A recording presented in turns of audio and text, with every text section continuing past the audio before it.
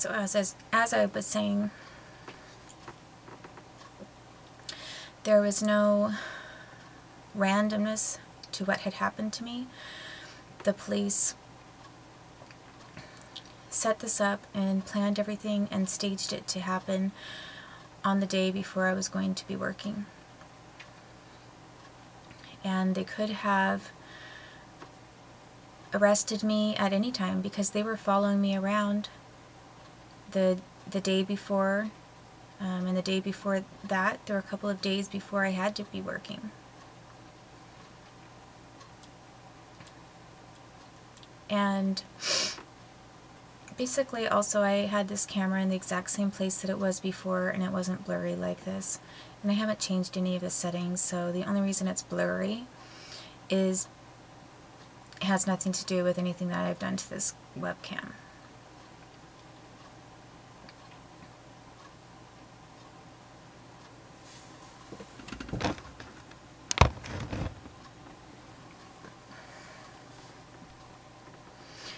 So, as I was saying, how many times do I have to say this about the police? Because, you know, I'm not going to say it when my face is being blocked out, my eyes are being blocked out.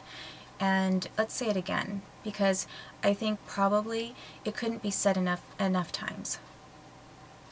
There was nothing random about what happened to me and my being falsely arrested for quote-unquote grand auto theft. The police knew when I was going to be working and when I had a job, and what day it started in Seattle. They could have arrested me at any time before the night before I had to be working and was going to be starting training. And instead of arresting me on a different day and then releasing me on personal recognizance, which would have allowed me to get to work, to my job in Seattle, they deliberately waited and then set it up so that I was in jail on the day that I was supposed to be trained. They deliberately colluded to have me lose my job.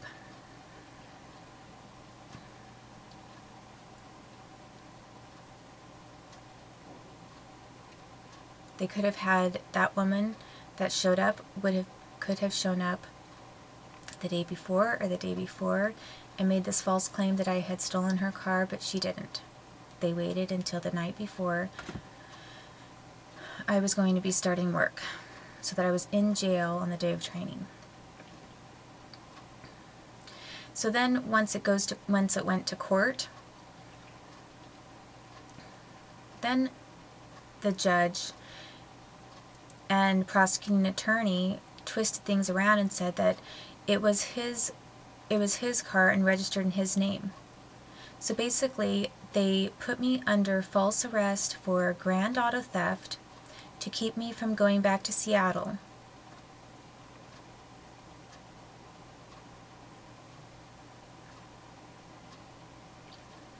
And then they admitted that it was a false charge and they threw the entire thing out.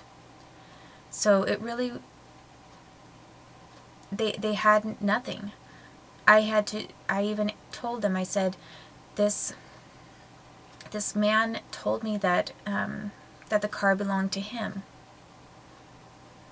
And then the registration proved that it did belong to him. So for the second time, when Wenatchee had to throw out, and did throw out, the entire case against me, but they had grand auto theft on my record. And grand auto theft is the only thing that goes international. So basically, if a small misdemeanor showed up on a domestic record in the United States and was thrown out and dismissed because it was just a charge and there was no truth to it, it doesn't mean that it's not something that other countries would see on your record. But if you wanted to travel, you know, like that man was saying, did I want to travel? But if you would like to travel and want to travel and have freedom of traveling to any country in the world, knowing that there are some countries that do not allow you to go to their country if you have a criminal charge of any kind or something that stands out as suspicious to them, grand auto theft is something that would prevent, it shows up on international databases.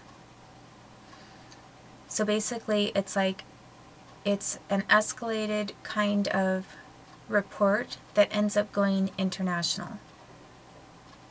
So this charge of grand auto theft was doing somebody a favor on an international level. And even though they dropped it, I still had the charge of that on my record. It was still showing up and still made me look bad. And the other point is that I lost my job. I lost a job that was going to basically get me out of the hole and into financial stability on my own, independently, which is what I'd done most of my entire life. And there was absolutely no reason why I wouldn't have done a very good job at that restaurant. And it was the best way for me to get my son back. They knew this. Shannon Borg knew that. Her Canadian partner knew it. The man who picked me up and colluded to then ditch me with the Wenatchee police. They all knew that. And again, I was being told by Wenatchee police that I couldn't rent a room from them unless I was with Alvaro Pardo. So basically, I was being punished for telling Alvaro Pardo to leave.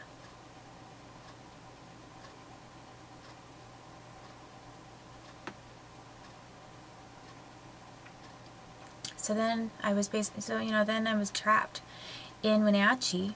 I didn't have a job. That was the only job. I didn't have a way of getting back at that point. The point of going back to Seattle was to take that job and be trained. I would have made money on this first day.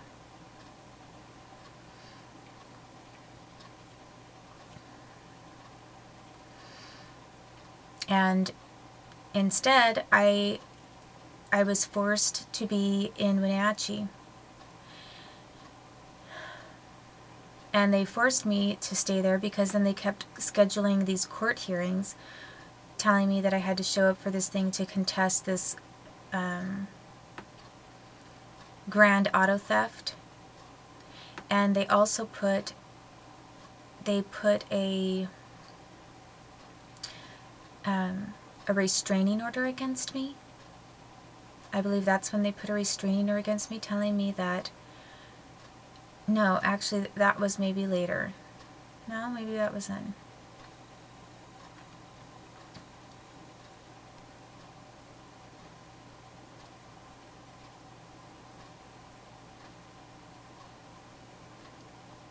I think that was when they did that.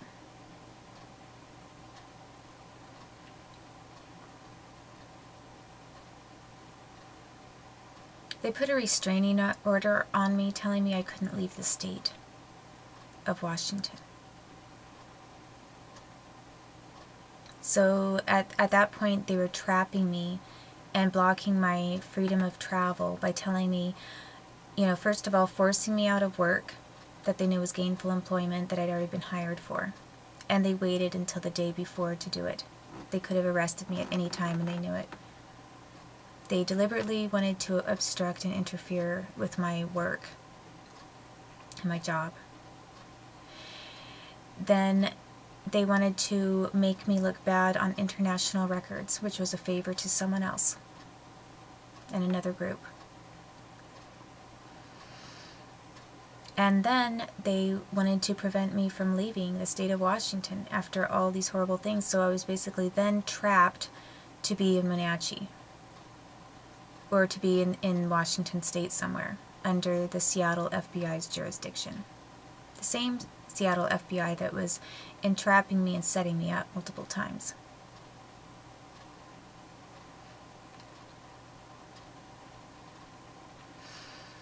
And from that point on, I pretty much lost everything. The police had destroyed my evidence illegally after colluding to block my travel and keep me from work to ruin my financial independence. I was set up by United States federal government and by Canadians. It was none other, I mean, that Canadian man was as much a part of my being set up as the United States was.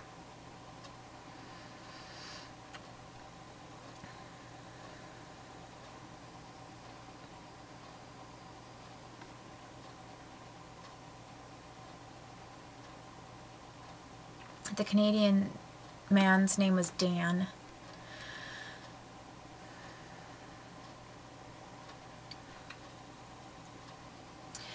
So after that,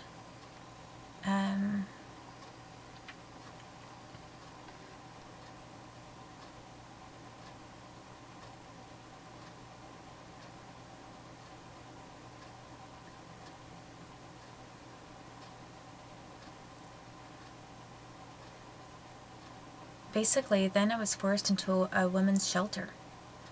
I wasn't able to get back to my belongings, my clothes, nothing. I didn't have work. I could have started work that one in Seattle and had money coming in the very next day. Instead, I was forced into homelessness. I did not inadvertently fall into homelessness. I did not end up homeless because I was mentally ill. I was not homeless because it was an accident. I wasn't homeless because I couldn't get work or because I was too disabled or mentally impaired to get work. I was homeless. I wasn't homeless because I was a drug addict or a criminal with a bad record.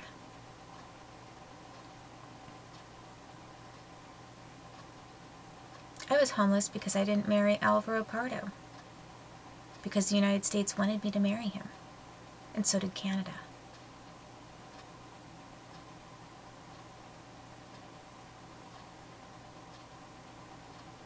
I was homeless because the United States decided they wanted to have my son and that they weren't going to return him, and that was that. And they decided that pretty much when they started torturing both of us.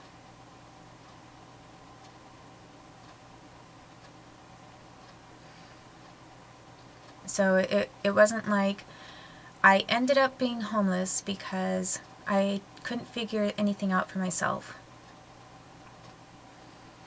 I was homeless because I was repeatedly being falsely arrested, and I was being colluded against by the United States, and that included local police, as well as federal agents, as well as U.S. Department of State.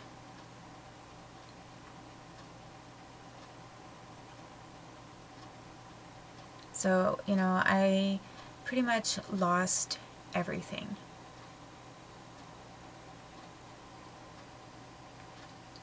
And if I was a